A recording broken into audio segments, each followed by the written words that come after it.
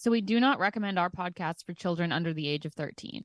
And while we respect the victims and their families involved in these tragic cases, we're also going to be critical of mistakes that are made during the investigations. And we're going to use dark humor to express ourselves now and then.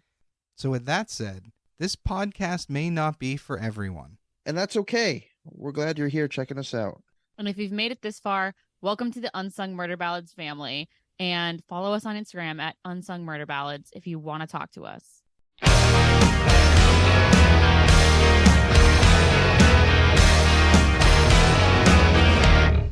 Hey everybody, welcome back to Unsung Murder Ballads. This is episode 76. I am Janus Dead. And I'm Jameson Dead.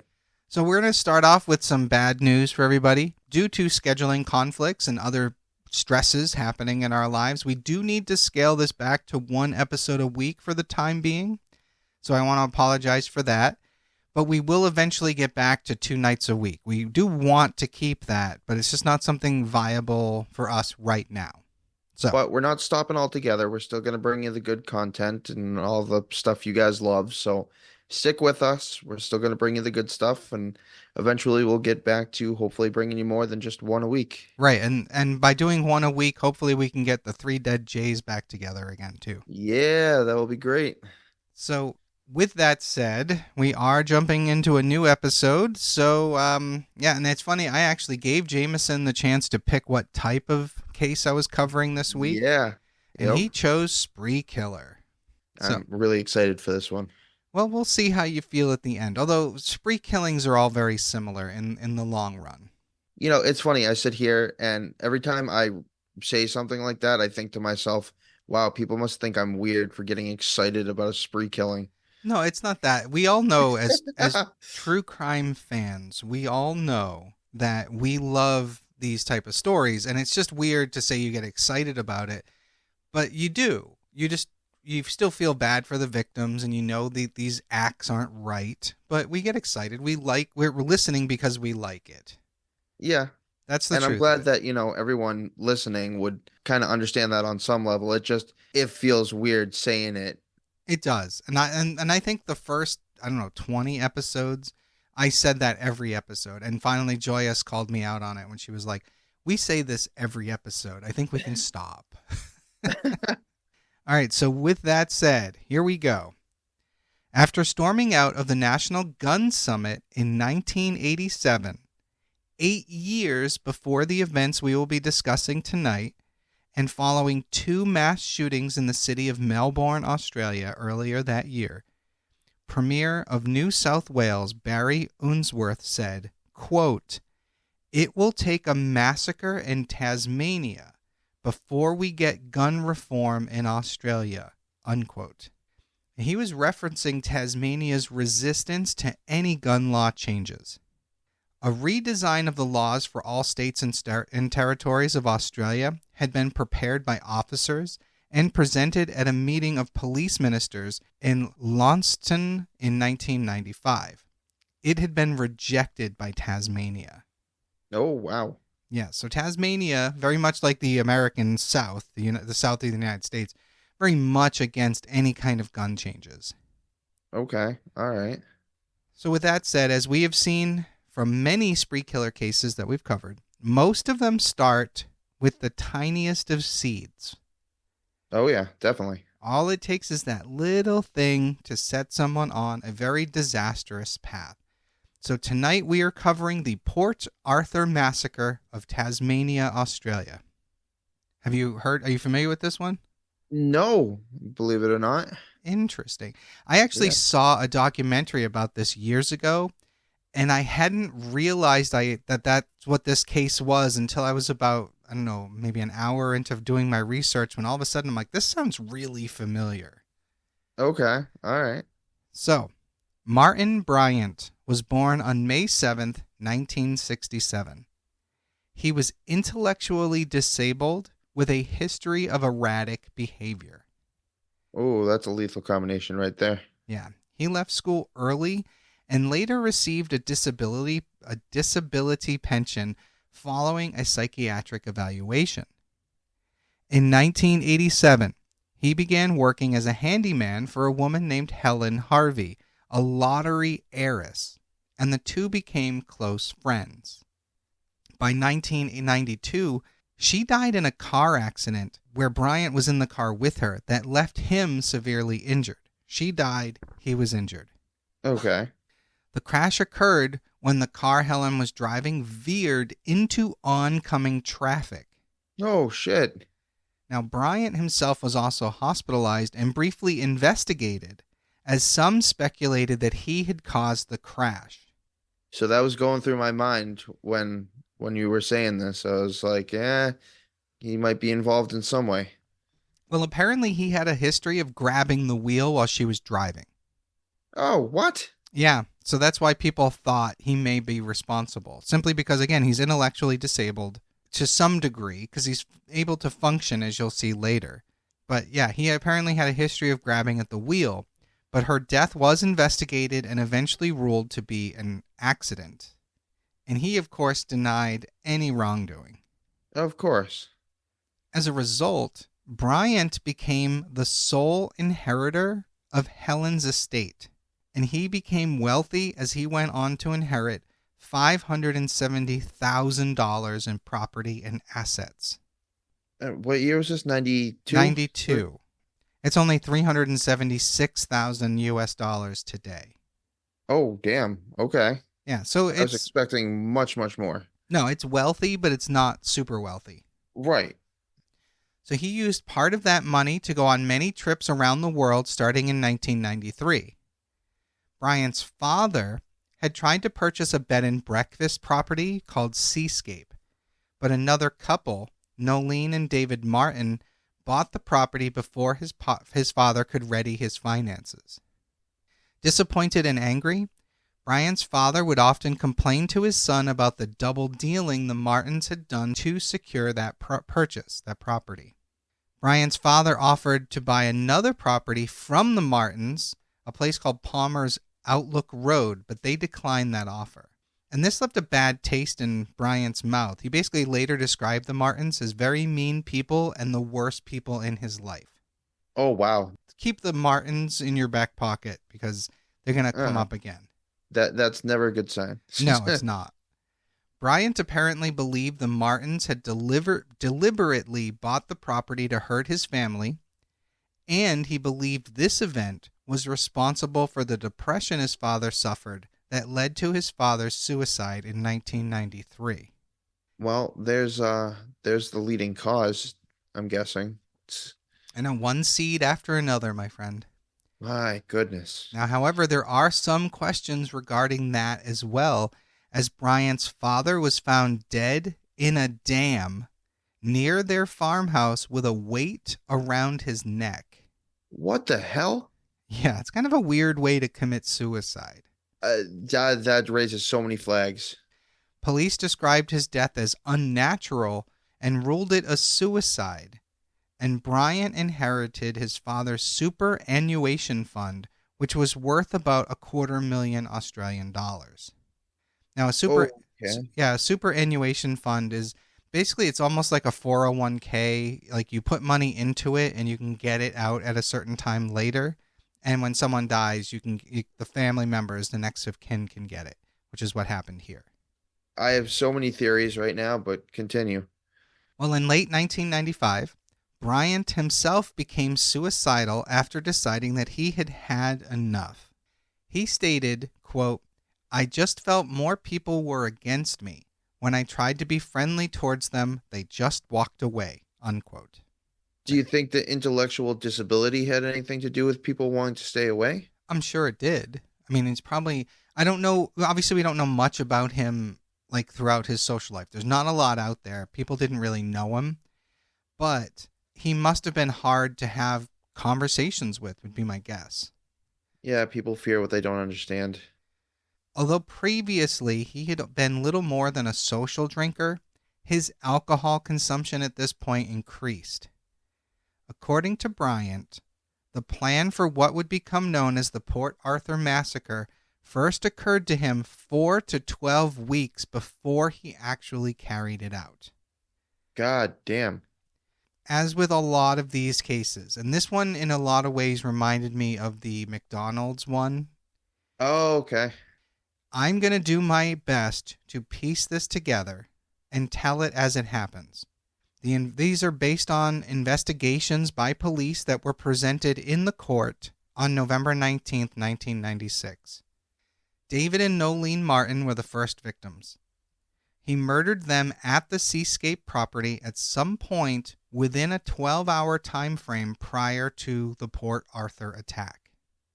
After killing them, a couple had pulled into the Seascape property, and Bryant was there and had met them outside. They asked if they could come in and look at an accommodation, but Bryant told them that they could not because his parents were away and his girlfriend was inside. They described his demeanor as rude and they felt uneasy, and they left at about 12:35 p.m. Bryant then got into his yellow Volvo 244 and drove to Port Arthur, taking the keys for the Seascape property as well as weapons that the Martins had stored inside the property after he locked up all the doors. Oh, God. So no one's going to know about their bodies for some time. Yeah.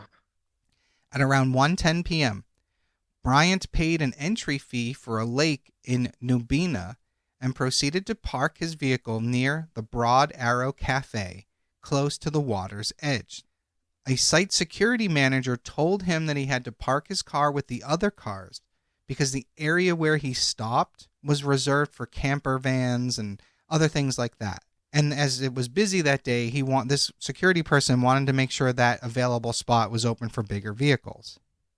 So Bryant moved his car to the other area and just sat there for a few minutes, basically waiting for the security guard to leave. He then drove his car back to where it was, got out, and went into the cafe. Now, again, keep in mind, this is a touristy area. So you have people everywhere. Some of them are swimming in the lake. Some of them are waiting for a ferry. But most people are inside. There's a coffee shop that basically connects to... A souvenir shop, yeah. Yeah, thank you. So a different security manager saw him go into the cafe carrying a sports-type bag and a video camera, but otherwise this person didn't really give him any attention. I would stop him in his tracks right there. Well, again, I don't know what the laws are like in Tasmania versus anywhere else, but if you're on a lake and you're carrying a sports bag, I don't think people are going to say anything to you. Okay, all right. You know what I mean? Like, you could be doing anything. It's not like it was obviously a gun. Fair enough. So he went inside the cafe and he purchased a meal, which he ate on the deck outside. He started a conversation with people about the lack of wasps in the area and there not being as many Japanese tourists as usual. Two very different, awkward subjects, but okay. Right? I mean, I'm sitting there like, I'm imagining if you're going to talk to someone you don't know, you're going to talk about the weather. You're not going to talk about something generic. Like not wasps and Japanese tourists. He appeared nervous and kept looking back into the car park, like the parking lot, and then back into the cafe. And he did this so often that people were taking notice of this behavior. Okay, good. At least people are not completely ignoring that. Like, holy hell. Not going to do him any good, though. Yeah, I'm sure at that point they're all damned, but at least they weren't just going about their business like it's normal. Right. Well, unfortunately, the cafe was kind of small, and it was particularly busy that day, as many people were sitting there waiting for the next ferry. Again, I want to state that what happened next happened so quickly that even as I go through these events, it's going to take me more time to say them out loud than the event actually took place in. Seriously? Holy crud. Yeah, you'll see. There's a couple points where I'm going to stop and explain, but yeah, it's crazy. Bryant suddenly just takes out his rifle, points it at the table beside him, and fatally shoots a couple, Mo Li Ning and Su Leng Chung, who were visiting from Malaysia. He then turned and fired a shot at a man named Mick Sargent, grazing his scalp and knocking him to the floor. Whoa. He then fatally shot Sargent's girlfriend, 21-year-old Kate Elizabeth Scott, hitting her in the back of the head. 28-year-old New Zealand winemaker Jason Winter had been helping the busy cafe staff. As Bryant turns towards Winter's wife, Joanne, and their 15-month-old son, Mitchell. Winter threw a serving tray at Bryant in an attempt to distract him. Joanne Winter's father pushed his daughter and his grandson to the floor and under the table. 44-year-old Anthony Nightingale stood up at the sound of the first shots. Nightingale yelled, "No, not here," as Bryant pointed the weapon at him. At this point, Nightingale started forward, but was fatally shot through the neck and spine. Bryant fired one shot that killed Kevin Vincent Sharp, who was 68.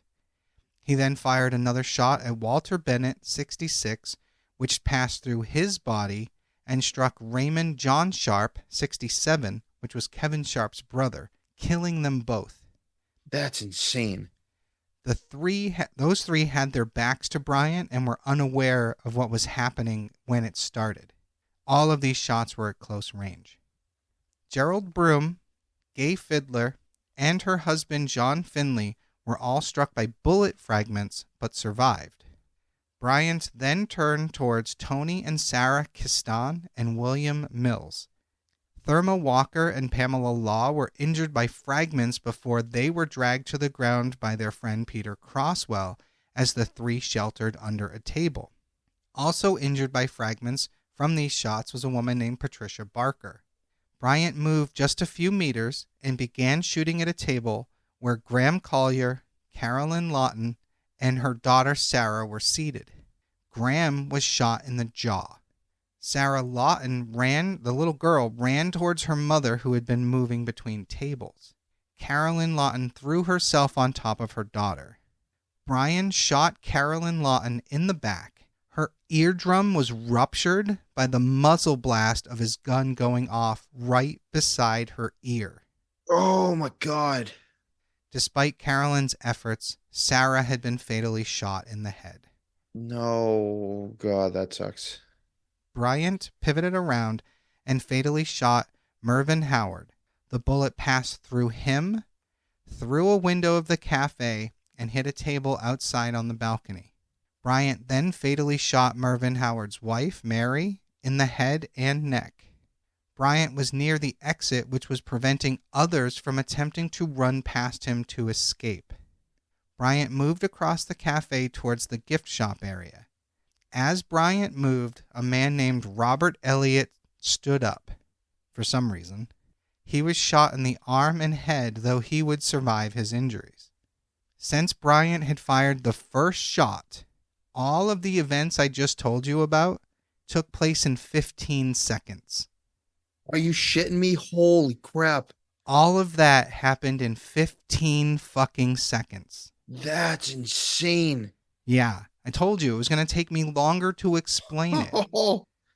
Oh, that's mind-blowing. He had fired 17 shots, killed 12 people, and wounded 10 more in 15 seconds. And I'm guessing it's not over. Oh, it's not even close to being over. Oh, God. As Bryant moved towards the gift shop area, many used their time to hide under tables and behind shop displays. He fatally shot the two local women who worked in the gift shop, 17-year-old Nicole Burgess, shot her in the head, and 26-year-old Elizabeth Howard, who was shot in the arm and chest. Cora Lee Lever and Vera Jari hid behind a burlap screen with others.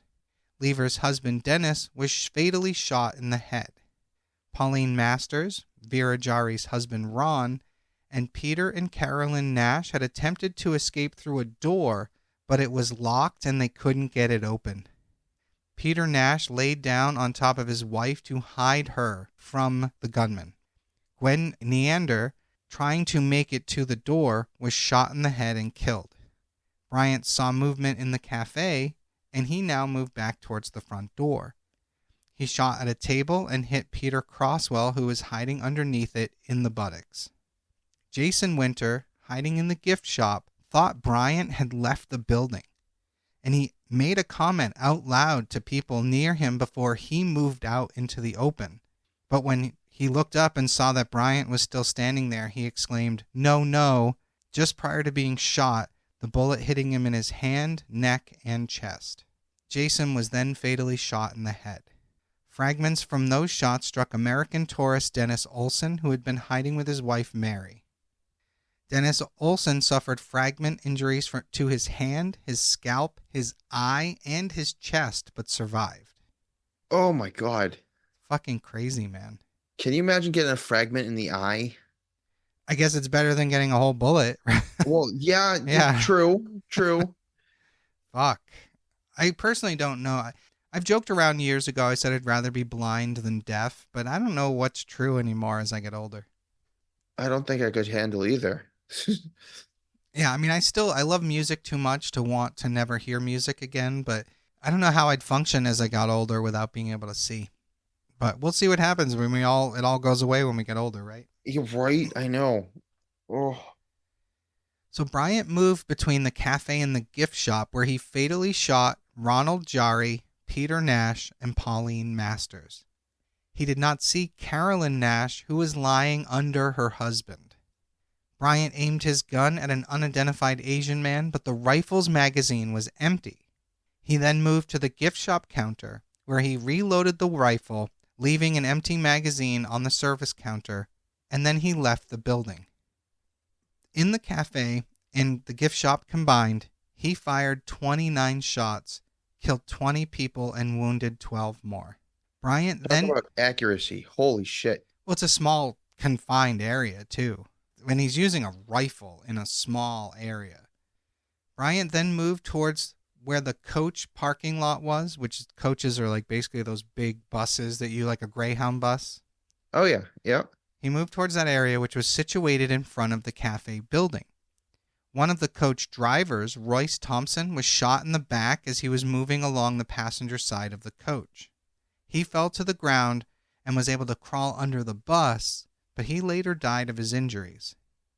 A woman named Bridget Cook was trying to guide people down between the buses and over to the lake and along a jetty area for cover. For those who don't know, a jetty is usually it's made by rocks, but it's like a little land formation that goes out into a lake. It's kind of like a pier, but it's not made like a pier. Yeah. No, I knew what a jetty was. Okay.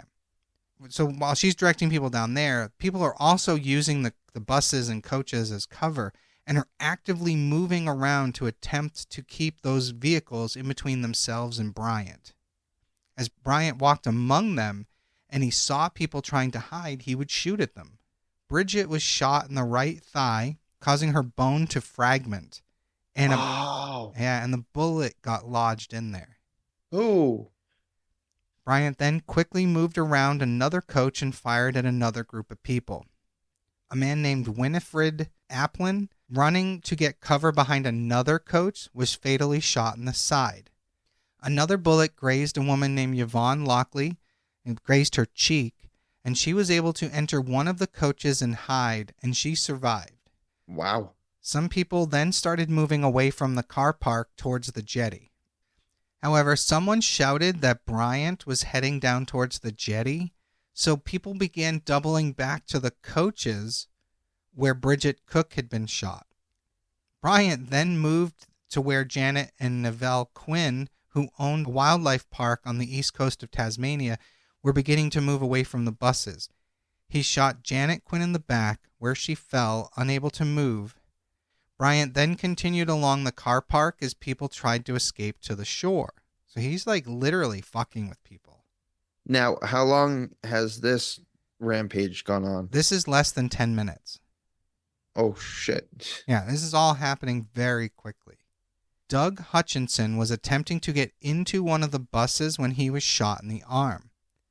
Bryant then went to his vehicle, which was just past the coaches, and exchanged his weapon for a self-loading rifle.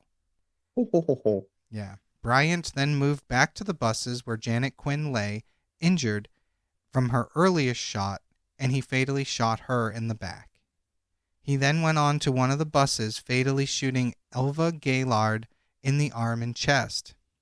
At an adjacent coach, Gordon Francis saw what happened and moved down the aisle to try to shut the door of the coach that he was on. He was seen by Bryant and shot from the other bus. Oh, God. He survived, but he needed 4 major operations. Oh, damn. Now, Neville Quinn, the husband of Janus, had actually escaped to the jetty area, but he returned to look for his wife. He had been forced to leave her earlier after Bryant had shot her, but he had returned to look for her. And as Bryant exited the bus that he was on, he saw Quinn and started chasing after him around the coaches. He fired at him at least twice before Quinn ran onto one of the coaches. Bryant then entered that coach, pointed the gun at Neville Quinn's face, saying, "No one gets away from me."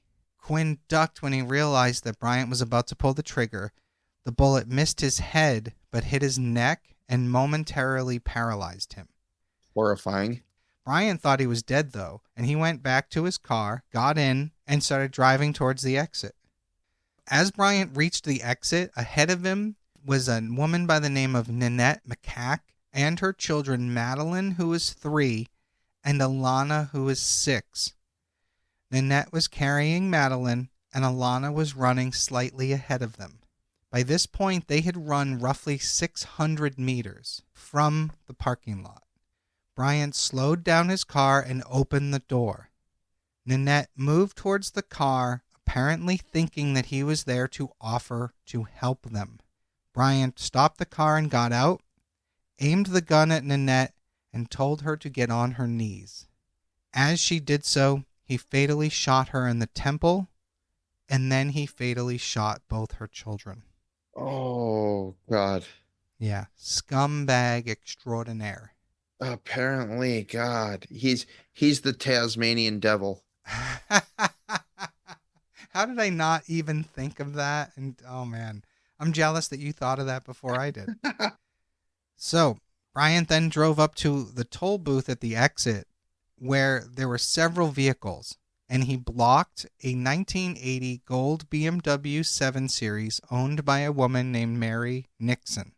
Inside the vehicle were Mary, the driver Russell James Poland, and passengers Helen and Robert Salzman. An argument with Robert ensued, and Bryant took out his rifle and just shot him. Russell then exited the BMW and moved towards Bryant before being fatally shot in the chest. Bryant then moved to the BMW where he fatally shot Mary and Helen before removing them from the car. Bryant transferred the ammunition, handcuffs, and an AR-15 rifle and a fuel container to the BMW. Oh, God. Basically taking their car. Yeah. As he was doing this, another car came towards the toll booth and Bryant shot at it. Bryant then drove up to a service station in front of the Port Arthur General Store where he cut off a white Toyota Corolla that was attempting to exit onto the highway. A man named Glenn Piers was driving with his girlfriend Zoe Hall in the passenger seat. Bryant quickly exited the car with his rifle in hand and tried to pull Zoe from the car. Glenn got out of the car and approached Bryant. Bryant pointed the gun at Glenn and pushed him backwards, eventually directing him to get into the trunk of the BMW, locking him inside. Wow. Bryant then moved back to the passenger side of the Corolla as Zoe was attempting to climb over into the driver's seat. Bryant raised his rifle and fired 3 shots, killing her. Now, what I don't understand is why was he trying to abduct her at all? Yeah, what that served no purpose. It was weird. And then he abducts this guy, but only to go back and kill her. Really bizarre. Bryant then drove down to the seascape, and as he was going, he fired at a red Ford Falcon coming the other way, smashing its front windshield. Upon arriving at the seascape, he got out of his car. Another vehicle approached the seascape along the road. It was a Holden Frontera 4-wheel drive vehicle. Those in the vehicle saw Bryant with his gun, but believed that he was probably like a rabbit hunter, and they slowed down as they passed him. Bryant fired into the car. The first bullet hit the hood and broke the throttle cable. He fired twice more into the car as it passed, breaking the windows. One bullet hit the driver, Linda White, in the arm. Another vehicle then drove down the road carrying 4 people. It was not until they were almost adjacent to Bryant that they realized he had a gun, and he shot at their car, smashing the windscreen. Douglas Horner was wounded by pieces of the windscreen. The car proceeded past where the occupants of the first vehicle, because that had broken down, Right. They tried to get in, but Douglas didn't realize what the situation was and started driving on. Oh, God. But that's when he realized that Linda had been shot, and he came back and picked them up. Which I have to say, I don't think would happen here in the United States. No. No, no, no. Both parties then continued to a local establishment called the Fox and Hounds Inn, where they called police. Yet another car drove past, and Bryant shot at that too, hitting the passenger Susan Williams in the hand. The driver. How many people are going to be there at the wrong time? Like, how many cars can you possibly just... Well, it's a highway, and it's a hotel on the side of the highway. It's basically what it's like, a bed and breakfast, you know? With every passing car, you just feel worse and worse and worse for these people. It's crazy because no one heading that way has any idea what's happening. No, they're walking into their living hell. I mean, they're not stopping at the hotel, but they're driving past it. That's enough to warrant what's going to happen to them. Exactly. Sometime after he stopped, Bryant removed Glenn from the trunk, brought him inside, and handcuffed him to the rail of the staircase within the Seascape guest house. Oh, God. At some point, he even went out and set the BMW on fire. I saw that one coming. So at this point, the police arrive, and after an 18-hour standoff with police, Bryant set the whole place on fire and attempted to flee. But he was apprehended. It was discovered that Glenn Pears had been shot during or before the standoff and had died before the fire. And it was after this that the police found the remains of the Martins. Wow, that's just insanity. Fucking crazy. It all took, minus the 18-hour standoff, the whole thing took less than an hour. Fucking crazy. That's mind-blowing with that much carnage. So from the moment he was captured, he continually wanted to know how many people he had killed and seemed impressed by the number. Well, that's just sick. Yeah, it's fucked up. It's really fucked up. According to reports, there were 35 people that were killed with another 18 injured. And it was done at Tasmania's most popular tourist site. And it was the worst massacre by a single gunman in Australian history, which is crazy. Yeah, and it all happened so freaking quickly. So, and that's the problem with guns. I mean, I'm a supporter for owning guns, but, you know, and this guy, he did it because he wanted this attention. Bryant, at the time, I don't know if it's still true today because I couldn't find that much information about today, but Bryant is allowed to listen only to music on the radio outside of his cell and is denied any access to news reports about his massacre. Really? Because of how much he got off on it. That's fucked. In fact, photographers who took pictures of him, after the governor found out about that, those photographers were forced to destroy their film in his presence so that he would know that these images weren't going to get out. That's how much they didn't want him to revel in his notoriety. I mean, it makes sense, but to have to go that far, that's wow. I know it's a little much, but I get it. It's symbolic, if nothing else. So that Port Arthur tourist site reopened a few weeks later, and since then a new restaurant had been built. The former Broad Arrow Cafe structure is now a place of quiet reflection with a monument and a memorial garden dedicated at the site in April of 2000. Following the killing spree, the Prime Minister of Australia, John Howard, led the development of strict gun control laws within Australia and formulated the National Firearms Agreement, restricting the private ownership of semi-automatic rifles, semi-automatic shotguns, and pump-action shotguns, as well as introducing uniform firearms licensing. It was implemented with bipartisan support by the Commonwealth, states, and territories. The massacre happened just 6 weeks after the Dunblane massacre in Scotland, which claimed 18 lives. The UK Prime Minister John Major reached out to his counterpart in Australia over their shared tragedy.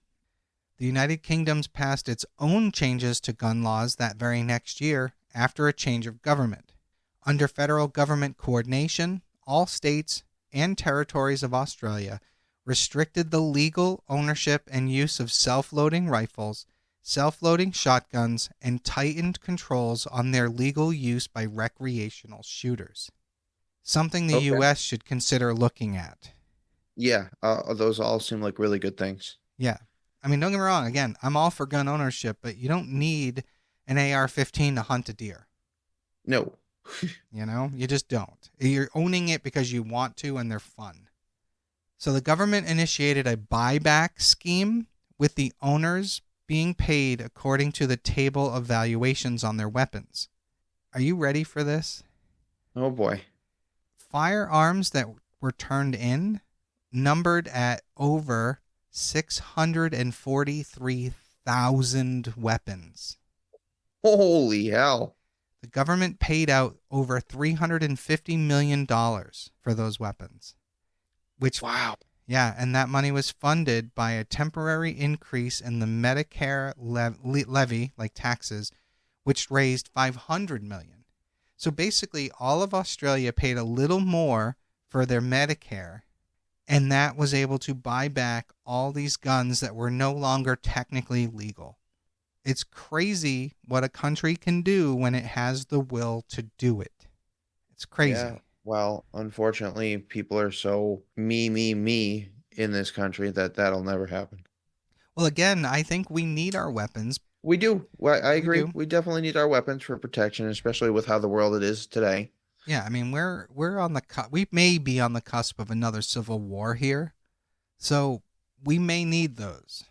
Oh yeah, no, I agree. But if we ever wanted to try to do something like what they did, I think it would fail miserably. Yeah, no, I agree.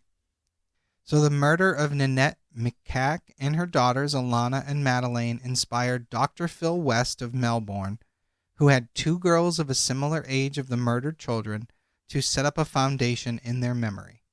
The Alana and Madeleine Foundation was launched in 1997 to combat bullying and to support child victims of violence. In 1996, Australian composer Peter Sculthorpe wrote Port Arthur in memoriam for the chamber orchestra. And he wrote it for the victims of the massacre, obviously, and it was first performed on June 24th, 1996 at Government House, Hobart, Tasmania, by the Tasmanian Symphony Orchestra, conducted by David Porcelagen. So there was a lot of discussion that occurred about Bryant's mental health. Well, apparently it's clear that it wasn't all there. No, definitely not. But at the time of the offenses, he was in receipt of a disability support pension on the basis of the fact that he was considered mentally handicapped. Media reports also detailed his odd behavior as a child. Apparently, even though he didn't have licenses for either, he was able to obtain guns and drive a car. What? Yeah, he didn't have a license to drive, and yet there he was driving a car. How does that happen? So forensic psychiatrist Paul Mullen, with extensive involvement following the string of massacres in Australia and New Zealand, attributes both the Port Arthur massacre and some of the earlier massacres to what he called the copycat effect. In this theory, the saturated media coverage provides both instruction and perverse incentives for dysfunctional individuals to imitate previous crimes. So he believes that Bryant, basically with his, the fact that he was mentally disabled, probably thought more like a child, had seen something like this happen on TV, and decided to recreate it. Okay. Yeah, maybe that's true. Maybe it's not. I don't know. I do know that it's easy to get inspired by something, and maybe that's what, he didn't want to live anymore, and he figured if he was going to go out, he was going out in a blaze of glory, so to speak. Right. I'm actually surprised he didn't die by, suicide by cop. Well, that's what I was kind of waiting for. Yeah, I didn't think he was going to go down so easily. Yeah, I honestly thought he was going to die in the fire when I was first researching it, but I was surprised to find out that he's still alive. So after the events, Bryant was held at the Royal Hobart Hospital under heavy police guard while awaiting trial. According to one of the guards, there were at least 2 security guard job applications made by individuals who wanted to exact retribution on Bryant. Okay, yeah, that's when stuff starts to get real dangerous. Can you imagine? Like, Oh yeah. you Oh, go, I can totally imagine. you're applying for a job strictly to be able to shoot the guy. Yeah, Fucking crazy.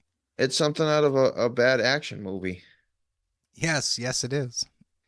Martin Bryant pled guilty to having carried out the shootings, and on November 22nd, 1996, Bryant was sentenced to 35 life sentences.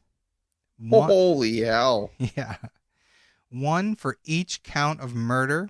He was also sentenced to 25 years for the remaining 36 charges and as well as 5 other offenses, which basically amounted to 20 attempted murders, 3 counts of infliction of grievous bodily harm, the infliction of wounds upon a further 8 persons, 4 counts of aggravated assault, and 1 count of unlawfully setting fire to a property. That's quite the rap sheet. All of these sentences are to be served concurrently. Not that it really matters. He's got, a life sentence is still a life sentence. Yeah. But, it's not 35 consecutive life sentences. And since 2015, he has been imprisoned in the Risdon Prison Complex. And that is the case of the Port Arthur Massacre. Fucking crazy. That was a huge whirlwind. And like we said several times, the fact that it happened that quickly was just insanity. Well, it makes me think of that, the one with it always makes me, this one heavily made me think of the McDonald's one, where the whole thing was like 44 minutes and all those people died, but the police didn't know how many people were in there. It's crazy. When you have that kind of high capacity weapon, you can pull off a lot in a short period of time, especially if we're in a busy public place. Yeah, no kidding.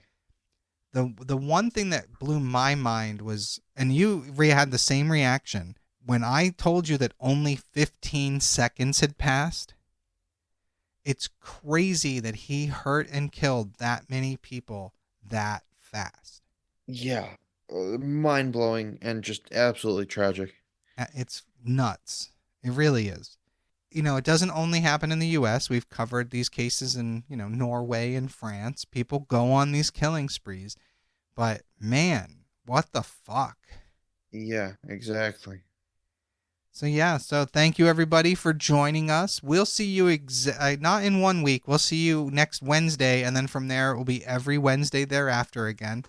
But we do promise we will start doing 2 episodes a week again as soon as we can. But until then, we'll see you soon. I am Janus Dead. And I'm Jameson Dead. And we'll see you Wednesday.